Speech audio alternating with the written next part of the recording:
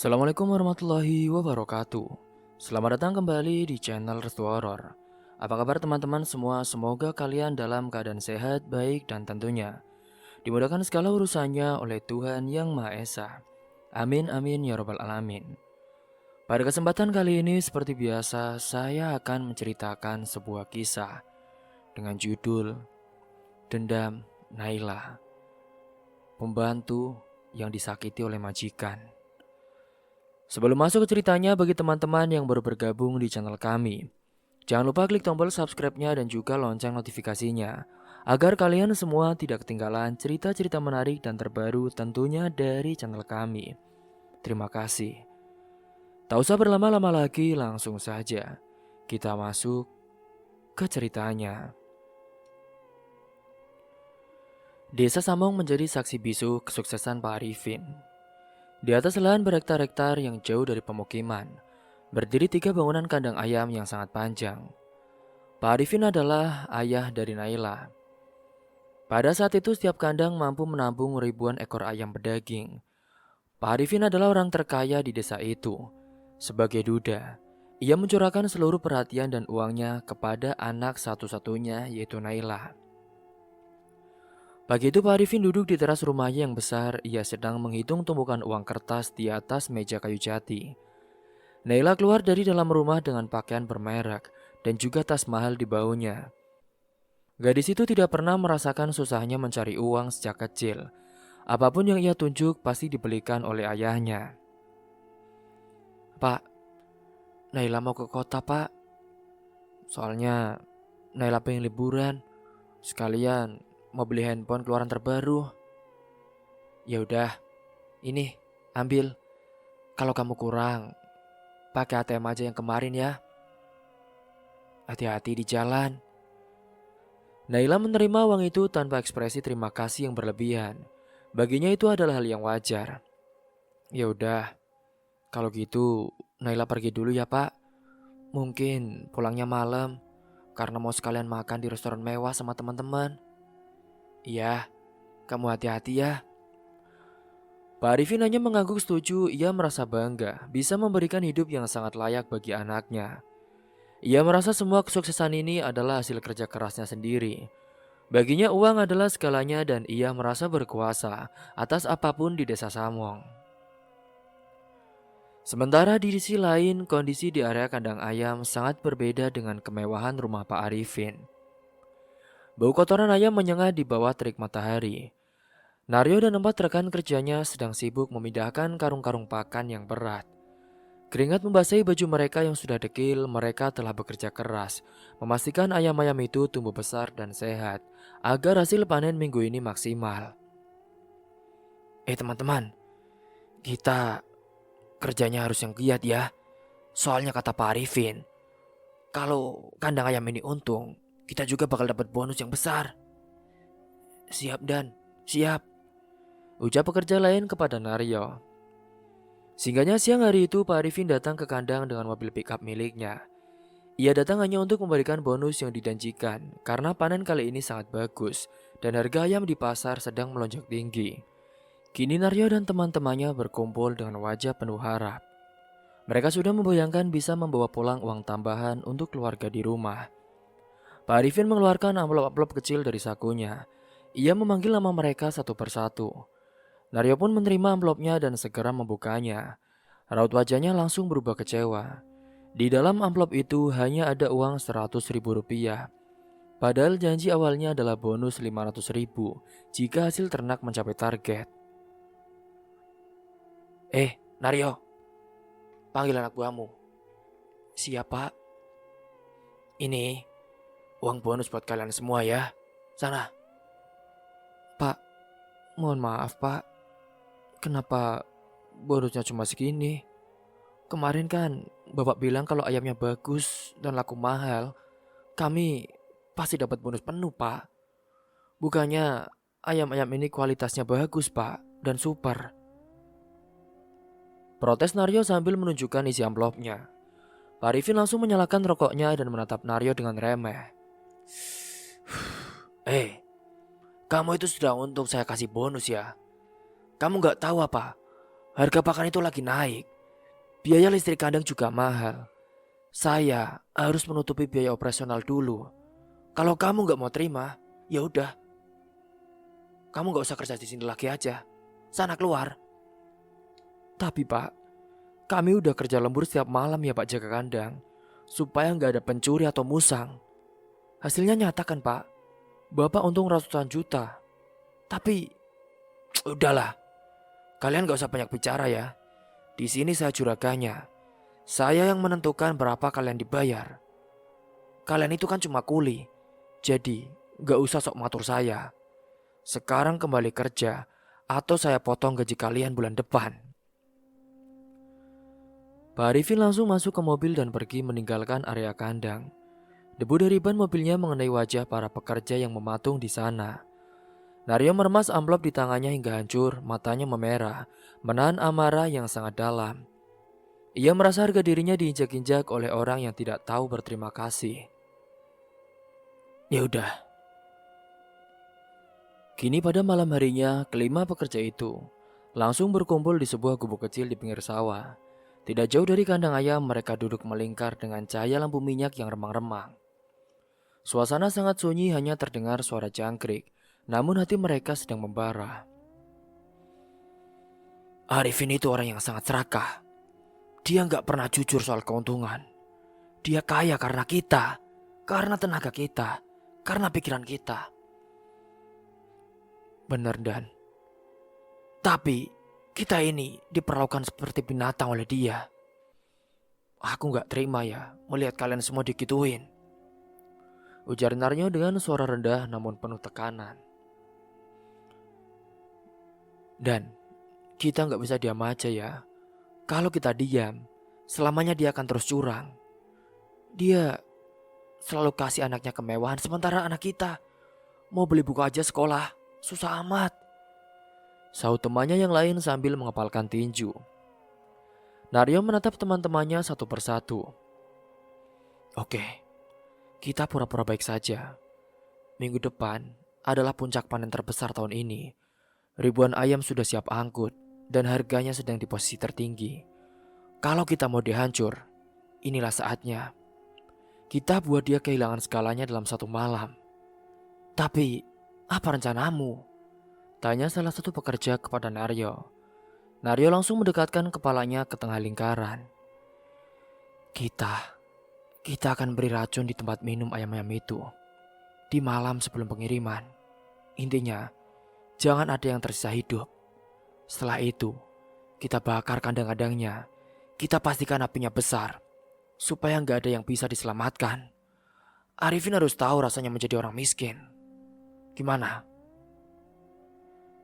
Semua pekerja itu setuju, tidak ada lagi rasa kasihan di hati mereka. Sakit hati karena kecurangan dan kesombongan Pak Arifin telah menutup mata batin mereka. Kesepakatan gelap itu dikunci dengan jabatan tangan di bawah kegelapan malam. Siap Dan, aku akan turuti semua kemauanmu, karena kamu kan mandor di sini. Ucap para pekerja lain kepada Naryo. Singkat cerita saat itu, Pak Arifin yang sedang menikmati makan malam mewah bersama Naila di ruang makan rumah mereka yang megah. Meja makan saat itu penuh dengan berbagai macam lauk pauk yang lezat. Pak Arifin pun bercerita tentang rencana pembukaan kandang keempat tahun depan. Ia merasa hidupnya sangat sempurna dan tidak ada yang bisa menjatuhkannya. Naila, besok kalau panen besar selesai, Bapak mau beli mobil baru lagi ya nak? Kamu mau warna apa? Nanti kamu yang pakai kalau mau jalan-jalan ke kota ya, kata Pak Arifin sambil tertawa. Naila maunya yang warna putih aja Pak, biar kelihatan bersih dan mahal, jawab Naila sambil menyuap makanan dengan santai. Pak Arifin mengangguk bangga. Ia tidak tahu bahwa di luar sana orang-orang yang selama ini ia remehkan sedang merancang kehancurannya. Ia tidak sadar bahwa kesombongan dan ketidakjujurannya telah menanam benih dendam yang sangat beracun. Malam itu Pak Arifin tidur dengan sangat nyenyak tanpa tahu bahwa itu adalah malam terakhir ia bisa merasakan kemewahan yang nantinya ia selalu bangga-banggakan. Kini singkat cerita, minggu depan pun akhirnya tiba. Hari panen itu telah tiba, Pak Arifin bangun dengan perasaan sangat senang. Ia mengenakan kemeja bermotif mahal, kacamata hitam, dan sepatu kulit yang mengkilap. Di tangannya melingkar jam tangan emas yang harganya setara dengan 1 unit motor. Ia merasa sangat gagah. Sebelum berangkat ke kandang pun ia memanaskan mobil SUV-nya di halaman rumah. Nailah, hari ini Bapak akan bawa pulang uang banyak, nak. Kamu mau minta apa lagi bilang aja sama Bapak ya. Tanya Pak Arifin sambil tertawa lebar. Naila yang sedang duduk di sofa ruang tamu hanya tersenyum tipis. Naila cuma pengen tes baru lagi aja, Pak. Soalnya kemarin lihat di mall warna merah bagus. Udah, itu hal gampang. Nanti sore Bapak belikan ya. Kalau gitu Bapak pergi dulu, ujar Pak Arifin penuh percaya diri. Ia mengendarai mobilnya menuju area persawahan tempat kandang ayamnya berada.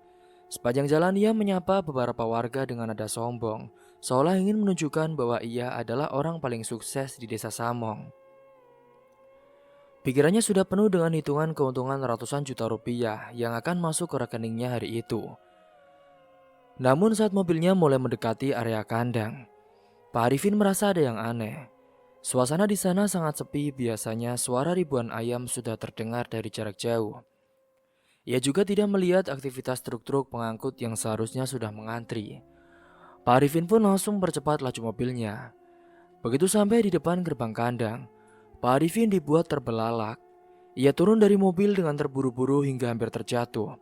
Ia berlari masuk ke dalam kandang pertama. Bau menyengat pun langsung menusuk hidungnya. Tapi itu bukan bau kotoran biasa. Itu adalah bau bangkai. Di hadapannya ribuan ayam pedaging yang seharusnya siap panen terkapar kaku di atas lantai kandang. Tidak ada satupun yang bergerak saat itu. Sialan! Naryo! Naryo! Di mana kamu? Naryo! Aduh, bajingan. Ini gimana ya? Kenapa ayamnya mati semua? Teriak Pak Arifin dengan histeris. Ia memeriksa kandang kedua dan ketiga, hasilnya sama. Semua ayam mati mendadak dengan mulut mengeluarkan busa. Pak Arifin jatuh terduduk di tanah yang kotor, tubuhnya gemetar. Kerugian besar pun sudah terbayang di depan matanya. Miliaran rupiah modal yang ia tanam saat itu kini hilang dalam satu malam. Belum sempat ia menenangkan diri, tiba-tiba terdengar suara ledakan kecil dari arah gudang penyimpan pakan. Dalam hitungan detik saja saat itu, api menyambar tumbukan karung dan kayu bangunan kandang yang saat itu sedang kering. Angin yang bertiup kencang membuat api merambat dengan sangat cepat. 3 kandang panjang itu seketika menjadi lautan api. Tolong! Tolong! Di sisi lain saat itu, warga desa yang tinggal tidak jauh dari area persawahan mulai panik. Langit berubah menjadi hitam karena asap tebal. Api tidak hanya membakar kandang Pak Arifin, tetapi juga mulai merembet ke pemukiman warga karena jarak yang cukup dekat dan cuaca yang sangat ganas. Suasana langsung menjadi kacau, orang-orang berteriak meminta tolong sambil membawa ember air. Tolong! Tolong Pak! Kebakaran! Pak! Tolong! Ucap ibu-ibu yang saat itu sedang hamil di dalam rumahnya. Siganya kini beberapa jam kemudian, pemadam kebakaran datang namun semuanya sudah terlambat. 3 kandang milik Pak Arifin rata dengan tanah. Tidak hanya itu saja, 5 rumah warga dan beberapa lumbung padi milik tetangga ikut hangus terbakar. Warga desa yang marah mulai berkumpul dan mencari Pak Arifin. Mereka menuntut ganti rugi atas rumah-rumah mereka yang hancur akibat api yang berasal dari lahan Pak Arifin. Kini polisi datang untuk mengamankan situasi. Pak Arifin yang masih dalam keadaan syok dibawa ke kantor desa. Di sana ia dipaksa untuk bertanggung jawab. Total kerugian warga mencapai angka yang sangat fantastis. Karena semua kandang dan ayamnya tidak diasuransikan, Pak Arifin harus menggunakan harta pribadinya untuk membayar ganti rugi. Dalam waktu singkat saja kehidupan Pak Arifin berubah total.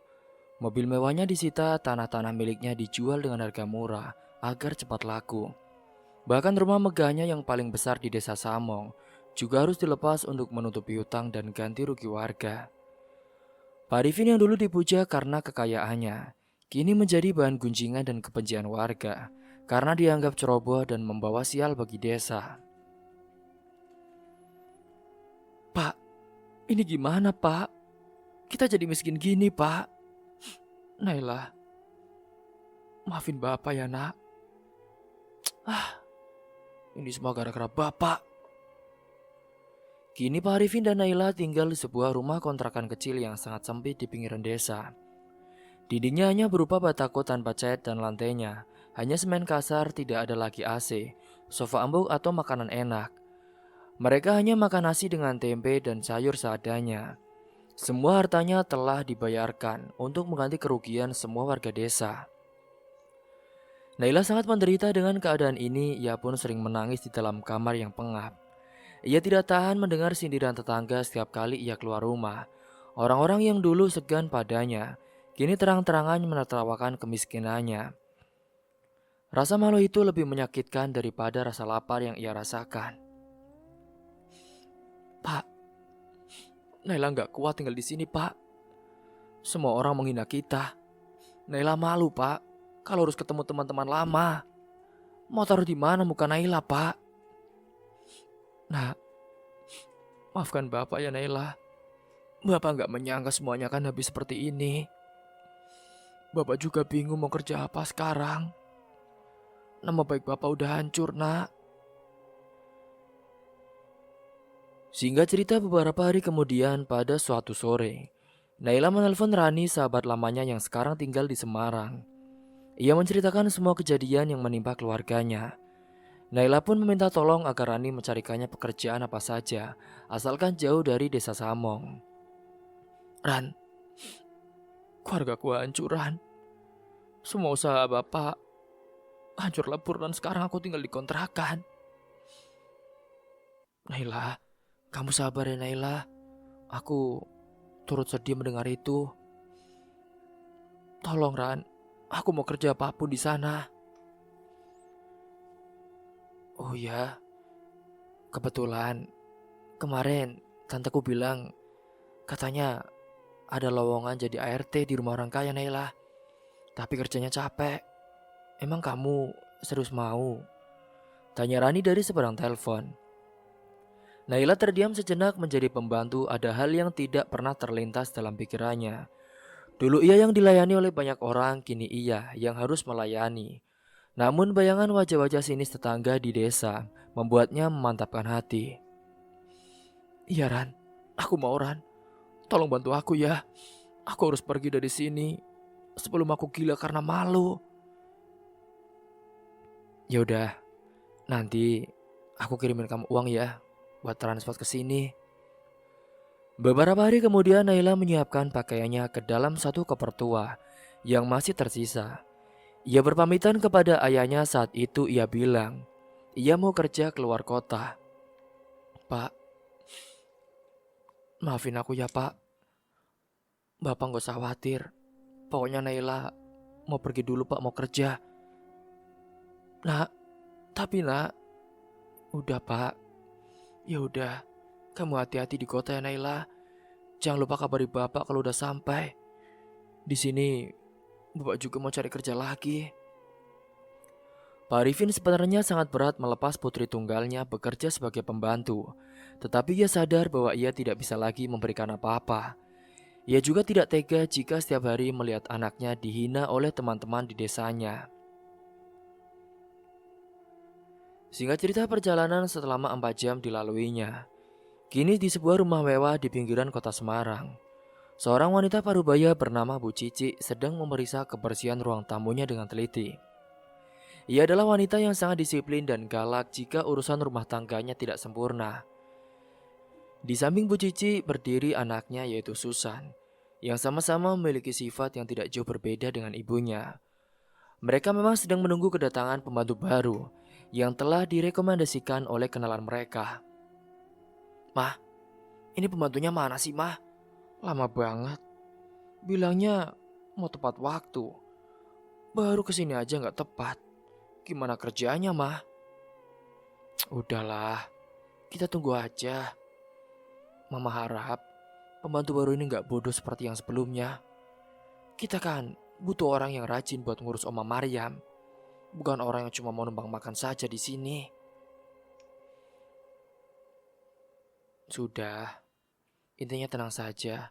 Kalau dia nggak becus, Mama nggak akan segan-segan mengusirnya tanpa gaji. Yang penting, Oma kamu ada yang jaga, supaya kita nggak repot. Kamu mau kan dapat warisannya? Iya, Mah, saut Bu Cici kepada anaknya. Di sisi lain saat itu Naila tidak tahu bahwa tempat yang ia tuju bukanlah tempat yang akan memberikan ketenangan, melainkan tempat baru di mana di sana ia akan mendapatkan sesuatu yang lebih buruk lagi. Kini singkatnya pada saat itu, Naila sudah berdiri di depan pagar besi yang sangat tinggi di sebuah kawasan perumahan elit di kota Semarang. Rumah itu sangat besar, jauh lebih mewah daripada rumah ayahnya dulu di desa Samong.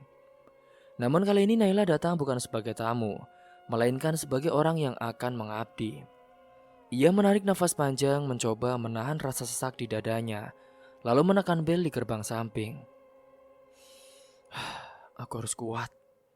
Aku gak boleh ngecewain Rani, karena kan dia yang udah cariin aku pekerjaan. Ding dong.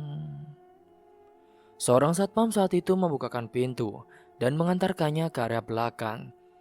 Di sana Bu Cici sudah menunggu dengan tangan bersedekap. Wanita itu mengenakan dasar sutra yang mahal dan perhiasan emas yang mencolok di tangan dan lehernya.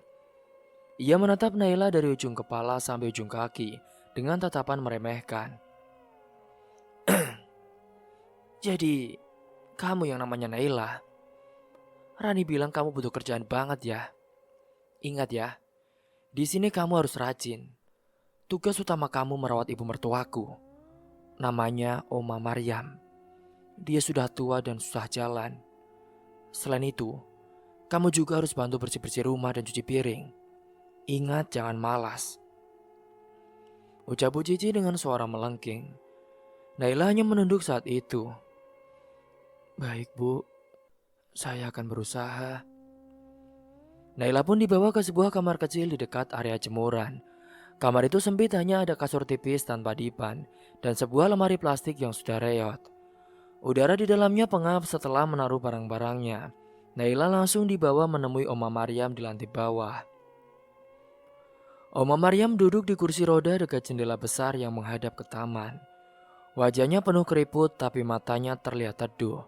Saat melihat Naila, wanita tua itu tersenyum kecil. Ia memegang tangan Naila dengan jemarinya yang gemetar. Namanya siapa, Nak? Tanya Oma Maryam dengan lembut. Naila, Oma. Namaku Naila. Kamu anak yang cantik. Tolong bantu Oma ya, Naila. Di sini, Oma sering sendirian.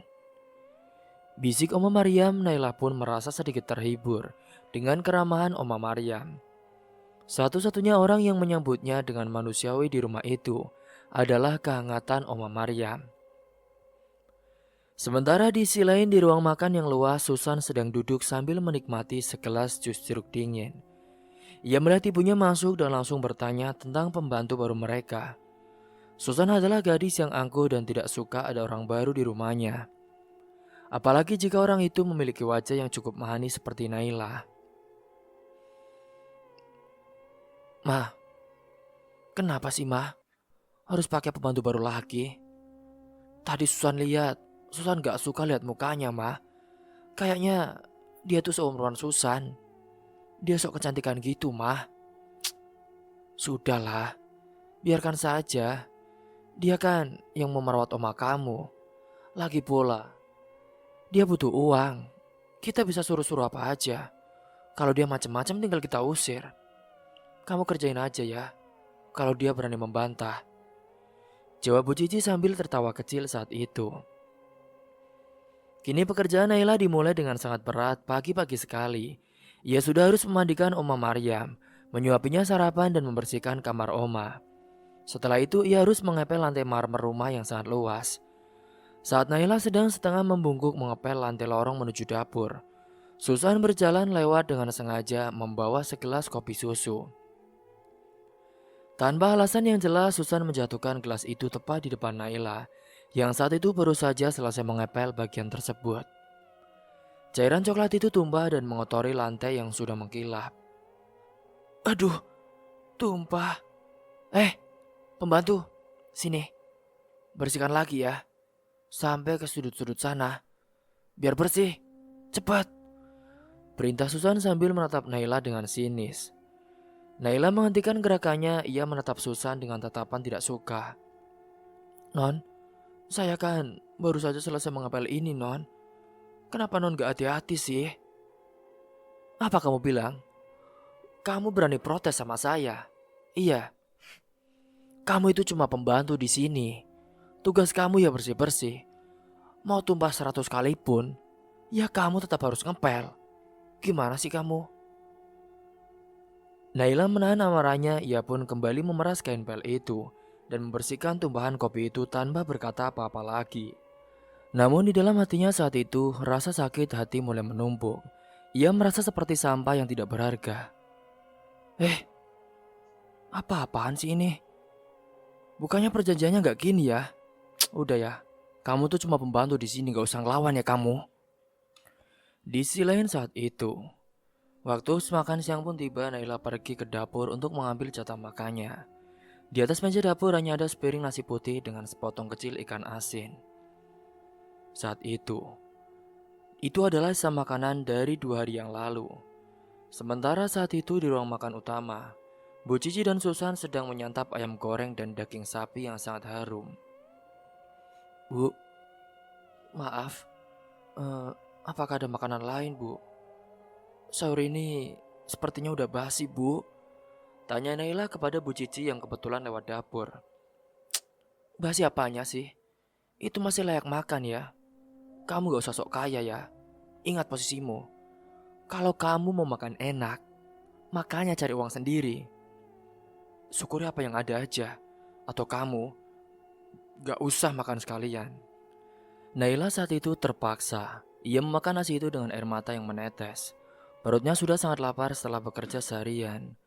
Tapi setiap suapan terasa sangat pahit baginya. Ia pun kini teringat masa-masa di desa Samong. Saat ia bisa membuang-buang makanan sesuka hati. Sekarang keadaan benar-benar berbalik. Puncaknya terjadi pada sore hari ketika Naila sedang membantu Oma Maryam berjalan ke taman belakang. Sultan yang sedang berkumpul dengan beberapa temannya di tepi kolam renang mulai mengejek Naila. Lihat tuh, dia tuh asisten pribadinya Oma. Mukanya aja kayak orang stres. Ejek Susan yang disambut tawa oleh teman-temannya. Naila yang sudah lelah secara fisik dan mental, akhirnya tidak tahan. Setelah mendudukan Oma Maryam di kursi taman, ia berjalan mendekati Susan saat itu. Non, tolong jaga bicaranya ya Non. Saya di sini kerja baik-baik. Jangan terus hina saya. Udahlah. Kamu kan emang jadi babu di sini. Emangnya kamu mau gitu? Aku naik-naikin kamu. Kalau kamu pembantu ya pembantu aja. Gak usah ngelawan sama aku majikan kamu. Kini pada saat yang sama ketika itu, ia benar-benar nangis setelah dihina habis-habisan oleh Susan dan juga ibunya. Malam hari itu, Naila benar-benar sakit hati. Sebuah benih kegelapan mulai tumbuh subur. Rasa sakit hatinya telah berubah menjadi dendam yang sangat kuat. Ia tidak lagi peduli pada kebaikan Oma Maryam. Fokusnya kini hanya satu, bagaimana caranya membuat Bu Cici dan Susan merasakan penderitaan yang berlipat ganda dari apa yang ia rasakan malam ini. Lihat saja kalian, akan kubalas semua kejahatan kalian. Di sisi lain saat itu Oma Maryam yang berada di kamar lantai atas, ia merasa gelisah. Ia mendengar keributan di taman tadi sore. Ia tahu menantu dan cucunya telah berbuat kasar kepada Naila. Wanita tua itu menghela nafas panjang sambil menatap langit-langit. Ia merasa kasihan pada Naila, tapi ia sendiri tidak berdaya melawan dominasi dari Bu Cici di rumah itu karena kesehatan Oma sedang kurang baik. Kini singkat cerita pada waktu itu, suasana di rumah Bu Cici siang hari terasa sangat panas. Oma sedang tertidur pulas di kamarnya setelah meminum obat. Sementara Naila, ia sedang berada di dapur mencuci tumpukan piring kotor yang sengaja ditumpuk oleh Susan sejak pagi.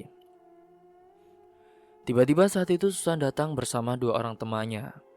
Mereka membawa minuman berwarna merah dan juga menyiramkannya ke lantai yang baru saja dikeringkan oleh Naila. Aduh, tumpah lagi. Pembantu, cepat bersihkan di sini ya, ucapnya. Kamu dengar gak sih? Jangan cuma melamun, ejek Susan sambil tertawa bersama teman-temannya. Naila yang saat itu terdiam, tangannya gemetar memegang kain lap itu. Ia melihat wajah-wajah sombong itu dengan tatapan kosong.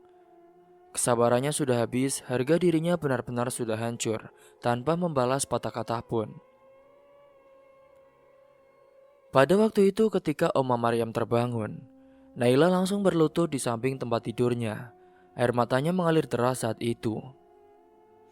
Oma, saya mohon pamit ya Oma. Saya udah gak kuat lagi kerja di sini. Saya mau pulang kampung. Naila, kamu kenapa nak? Kenapa kamu ingin pulang kampung? Ini semua akibat ulah anak dan cucu Oma. Naila gak kuat lagi Oma. Ya udah, maafkan mereka ya nak. Oma tahu kamu anak baik. Kalau itu keputusanmu, Oma gak bisa melarang. Kini Oma Maryam kemudian membuka laci kecil di samping tempat tidurnya. Ia mengeluarkan sebuah amplop coklat tebal berisi uang tunai. Ini uang tabungan Uma. Ada 30 juta rupiah. Ambil saja buat kamu ya. Untuk modal hidupmu di kampung. Jangan beritahu Cici atau Susan. Ini rahasia kita. Tapi Oma, sebelumnya gak usah Oma. Itu buat Oma saja. Lagian siapa tahu Oma lebih butuh. Naila, Oma mohon ini terima ya. Naila sempat menolak namun Oma Maria memaksanya agar ia menerimanya sebagai bentuk tanggung jawab atas penderitaan yang Naila alami. Setelah mengemas barang-barangnya dengan cepat, Naila pergi meninggalkan rumah mewah itu melalui pintu belakang saat Bu Cici dan Susan sedang asyik menonton televisi di ruang tengah.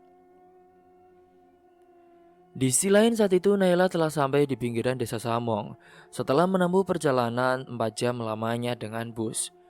Namun kali ini ia tidak langsung pulang ke rumah kontrakannya menemui ayahnya. Hatinya yang dipenuhi dendam membawanya menuju sebuah gubuk tua di tengah hujan jati yang gelap. Gubuk itu adalah tempat tinggal dari Mbah Jarot, seorang dukun yang terkenal bisa mengirimkan santet paling mematikan. Aku harus kuat. Aku gak boleh diam saja. Harga diriku sudah diinjak-injak oleh mereka. Dan ini saatnya untuk dendam. Siganya pada saat itu suasana di dalam gubuk sangat mencekam. Bau kemenyan menyerba ke seluruh ruangan yang hanya diterangi sebatang lilin. Mbah Jarot duduk bersila dengan mata terpejam. Naila langsung bersimpuh di depan dukun itu sambil menangis sejadi-jadinya.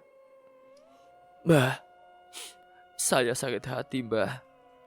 Saya diinjek-injek seperti binatang oleh majikan saya di kota Mbah. Cahayu, apa yang kamu inginkan? Naila langsung mengeluarkan amplop coklat berisi uang 30 juta, pemberian Oma Maryam. Ia meletakkan uang itu tepat di depan Mbah Jarot. Saya mau mereka hancur Mbah. Saya mau Bu Cici dan Susan merasakan sakit yang luar biasa. Buat mereka menderita sampai mati Mbah. Saya gak peduli berapapun biayanya. Mbah Jarot melihat tumpukan uang itu dan tersenyum dengan menyeringai. Ia mengambil sebuah foto keluarga Bu Cici yang sempat dicuri Naila sebelum ia pergi.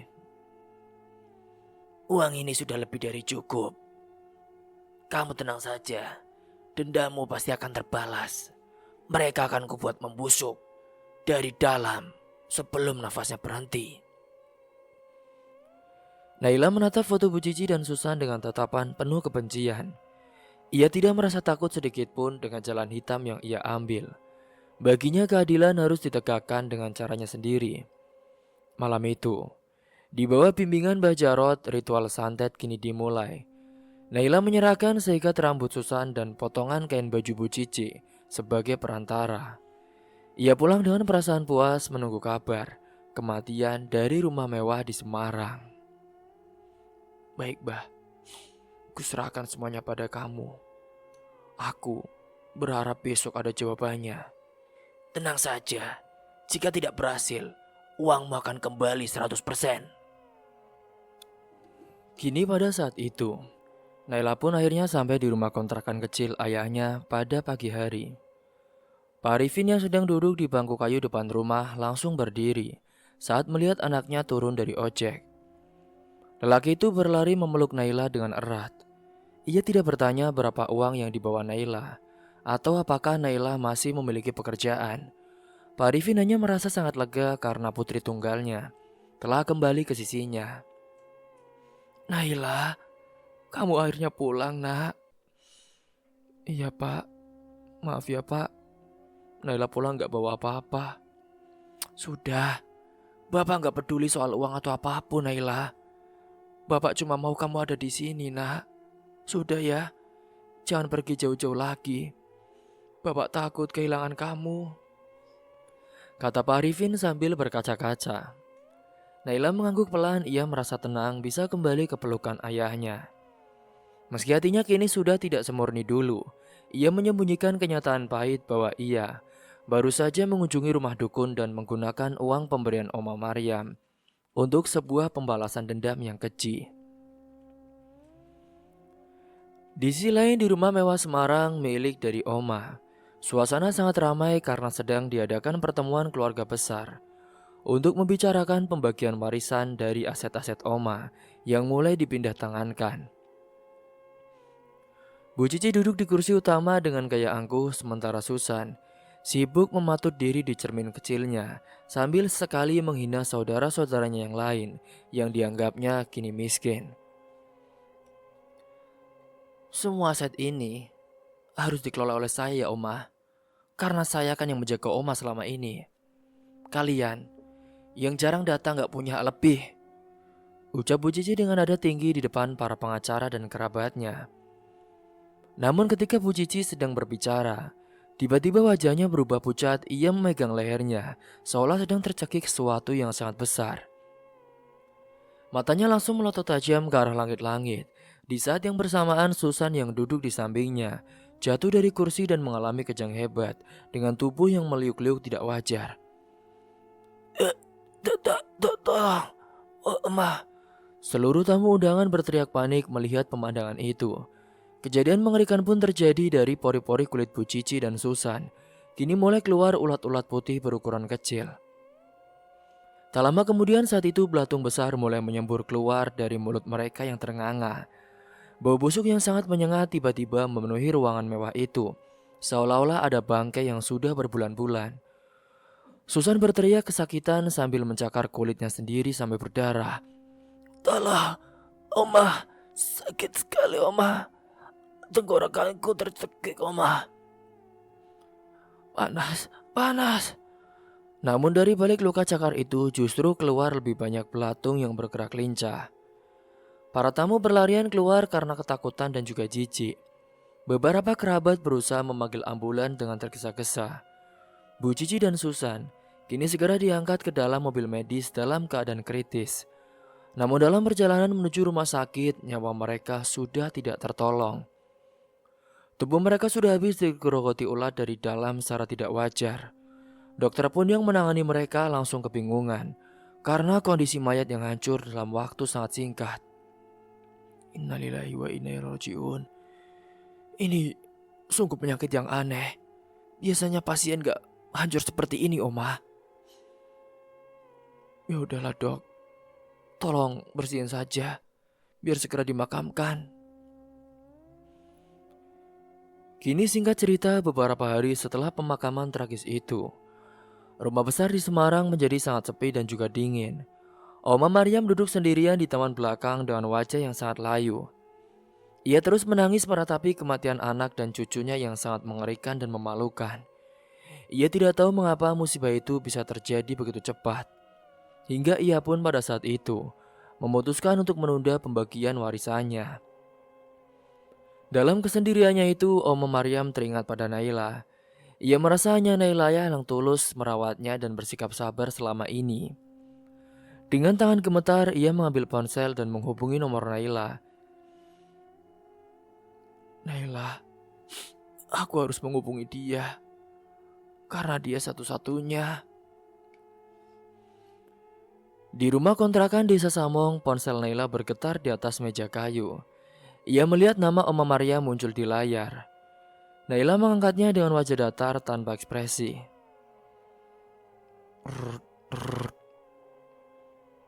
Halo, Naila, ini Oma, nak. Oma kenapa menangis, Oma? Ada apa?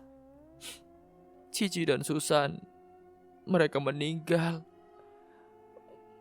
Mereka meninggal sangat mengerikan, nak. Oma butuh kamu. Oma sekarang sendirian di rumah ini. Tolong ya, nak. Kembalilah kerja di sini lagi. Nanti Oma akan berikan gaji tinggi dan apa saja. Asal kamu mau menemani Oma di masa tua ini, nak. Naila terdiam sejenak sambil menatap ke arah luar jendela yang gersang. Sebuah senyuman kecil muncul di bibir Naila. Ia merasa tujuannya sudah tercapai sepenuhnya. Musuh-musuhnya sudah mati dengan cara yang paling menyakitkan. Dan sekarang, jalan menuju kehidupan enak kembali terbuka tanpa ada yang menghalanginya lagi. Baik, Oma. Naila akan segera berkemas. Tapi, Naila minta ya, Oma. Biar bapak Naila kerja di sana juga jadi tukang kebun.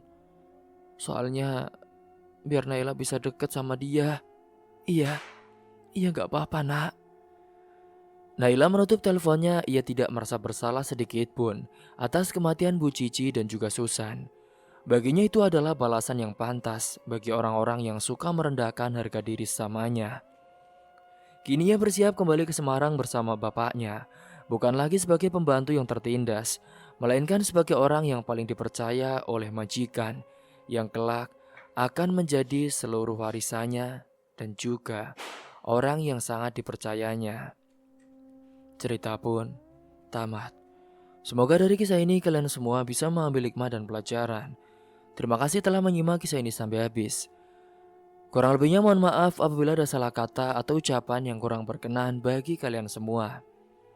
Wassalamualaikum warahmatullahi wabarakatuh.